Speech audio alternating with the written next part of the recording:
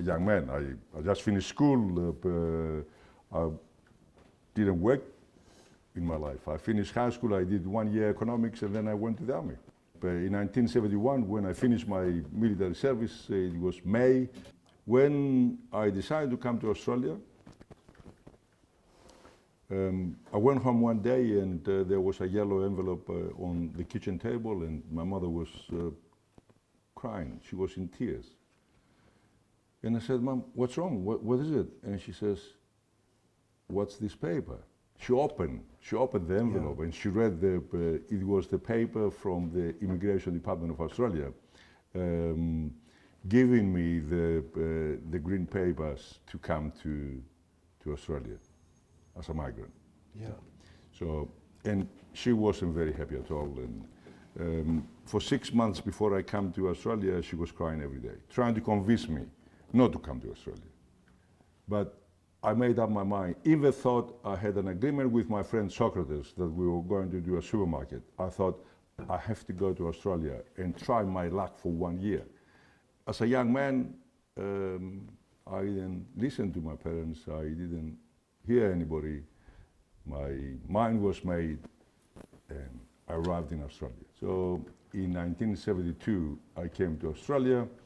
Yanni, how was your English prior to I had no English. No English? No English.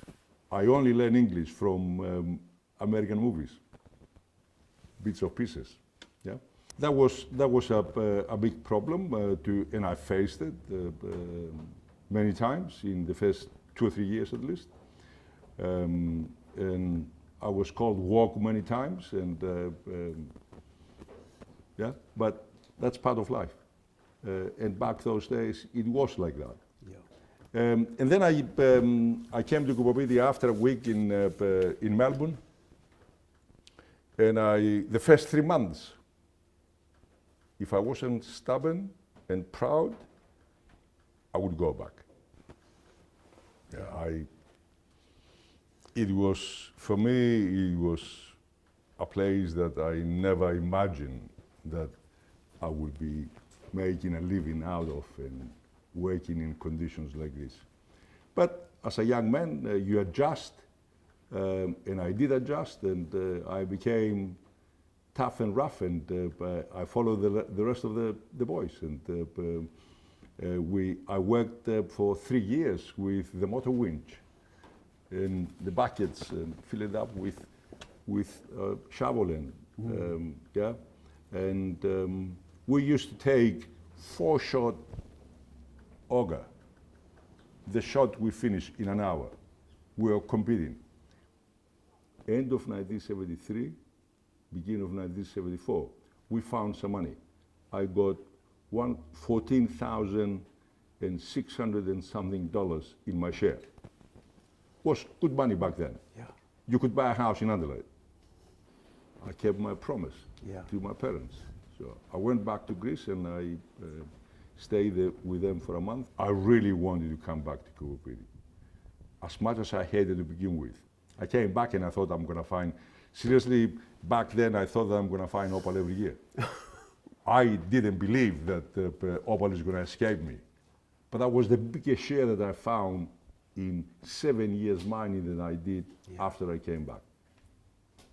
Yeah? Wow.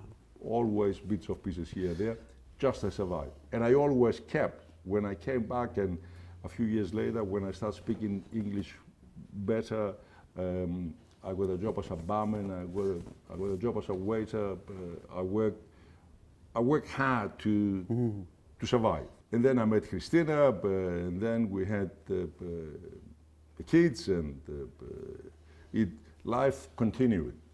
But I always had my eyes open. I did mining because I loved it and I thought I'm going to find opal. But it took me a few years to realize that there are other ways of making money. Yeah. 1983, I bought a little shop in the center of Coober, opposite the post office, the Opal Gallery. Mm-hmm. Yeah. I was broke when I bought it. If it wasn't for a friend of mine, bank manager, Gary Pierce, I would never be in business. Yeah. he trusted me, he gave me the money. Yeah? Bank managers could do this back then, not today.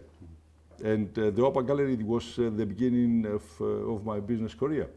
The first year we made about $364,000 turnover.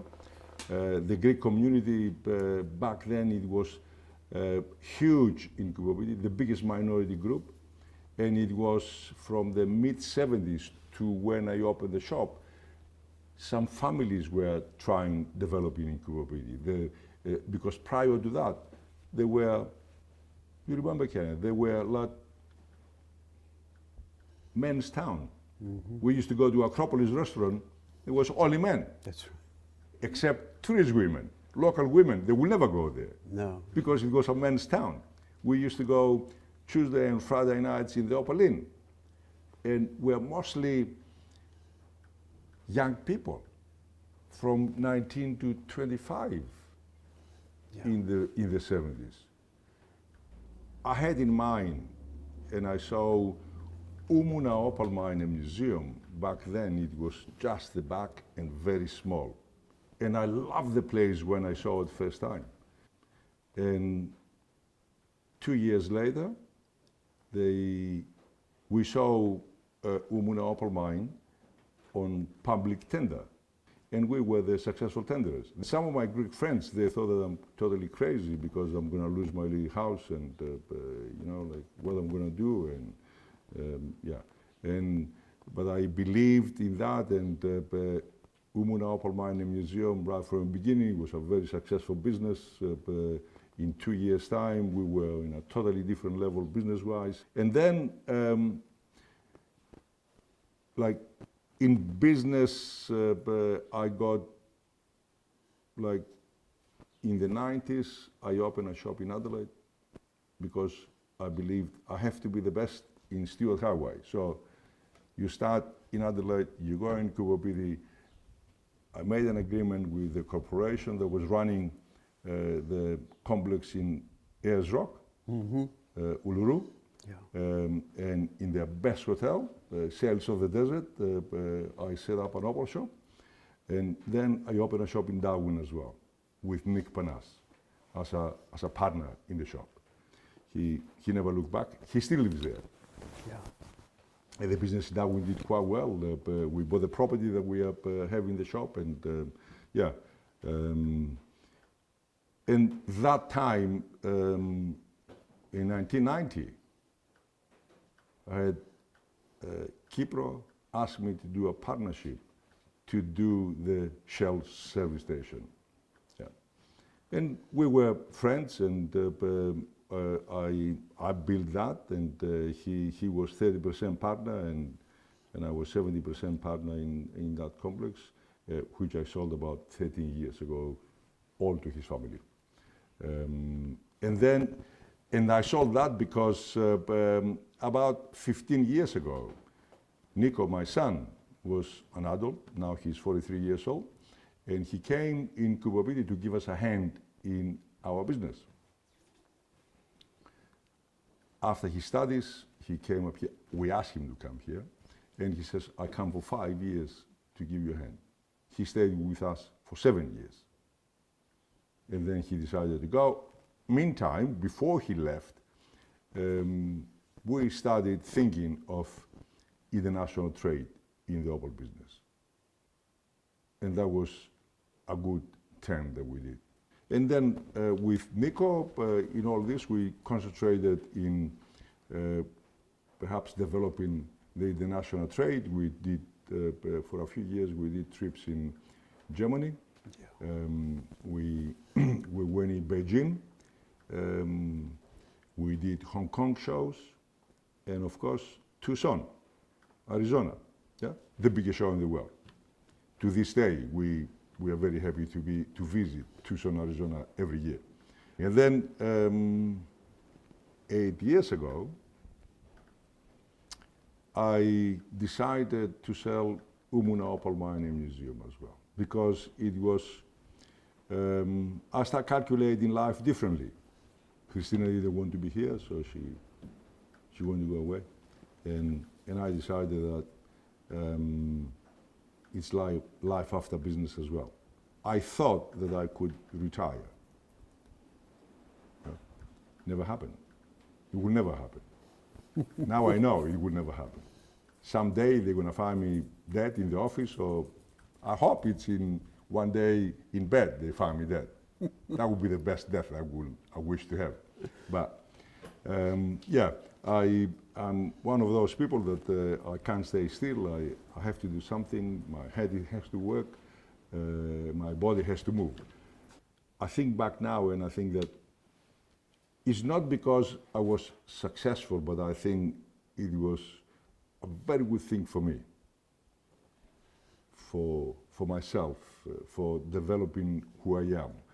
Maybe I would be more successful or as good in some other business. Yeah. But I'm so happy that I continued to be with Opel, and I believed in Opel, and I strongly believe that I have Opel fever. You had one thing, Yanni, and I watched from the early days until now. The one thing you kept was your dignity. You didn't keep it, you had it. And your dignity was your word, your honor, the way you conducted yourself. That was unheard of. So if you did something and you committed yourself, that was how it went. Yeah. And in the Opel business, that's not how it was. That's how it should be. Thank you for saying it, but I don't do this because of nice remarks from friends, but I do it because that's who I am. Yeah. I never took someone on a ride. I will never mishandle people's money. I will never do anything wrong because that's how I grew up and that's how I am. And I'm happy. It doesn't matter. I lost a lot of money, lending money here and there, but that doesn't matter at all. I'm in good terms with myself. That I didn't do. I would suffer mentally and emotionally if I owed money to someone. Yeah. But I came to terms. People owe me money, and I don't care. Yeah. So, but in all this that I mentioned, it was the business in Coober Pedy, Umuna Mine, the garage, the Opel Gallery, but there was another life outside of all this. It was my personal life, and also it was Coober Pedy itself. Yeah. To develop business to this day, I believe, in anywhere in regional Australia, you have to commit yourself to the place. You have to like the place strong enough to advertise the place. The promotions we did, and I say we developed a group of people, Business and Tourist Association of Coober Pedy. We endlessly promoted Coober Pedy. Personally myself, I never promoted my business before I promoted Coober Pedy, because I always believed right from the beginning that my business is a small speck in the middle of the outback. I strongly believe to this day, even for Coober Pedy business people now, if they don't see that they have to promote Coober Pedy and then their business, they are doing wrong. You were wise enough to realize when it was time to go. You wrestled with that for a while, but you took it with you. Even though you sold out, you did this, that, Coober Pedy still resonates with you. That's how strong I feel still about Coober Pedy. I come to Coober Pedy and I come to my house and I feel that this is my house. I feel that I belong here. And it's a good feeling to see people that I live together in this town for a long, long time. And it's a good feeling to see their faces getting happy because they see me as well. Yeah. And I often wonder, are you Coober Pedy's legacy, or is Coober Pedy your legacy? There's kind of this two in one.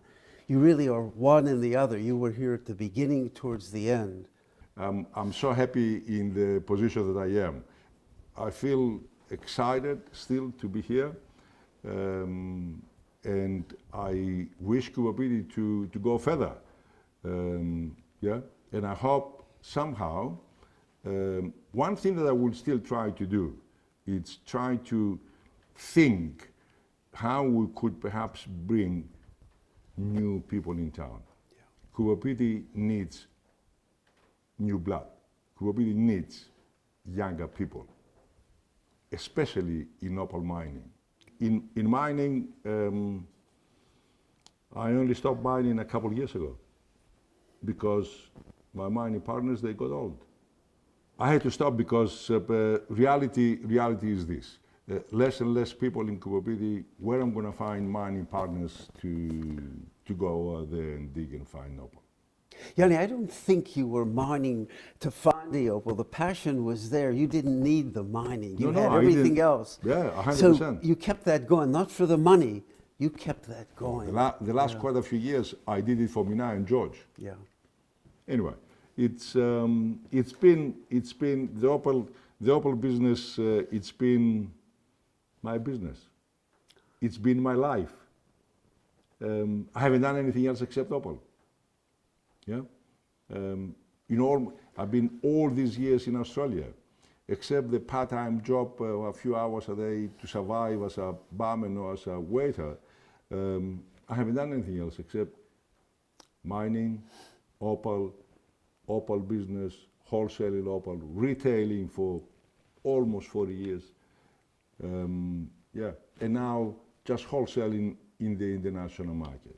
So opal has been your life. Opal has been my life. Wow. 100%. Dude. Yeah, it's something that nobody can take that away from me. Yeah. Yeah, and I proudly say that I'm so happy, and if I had to do it, I'll do it again.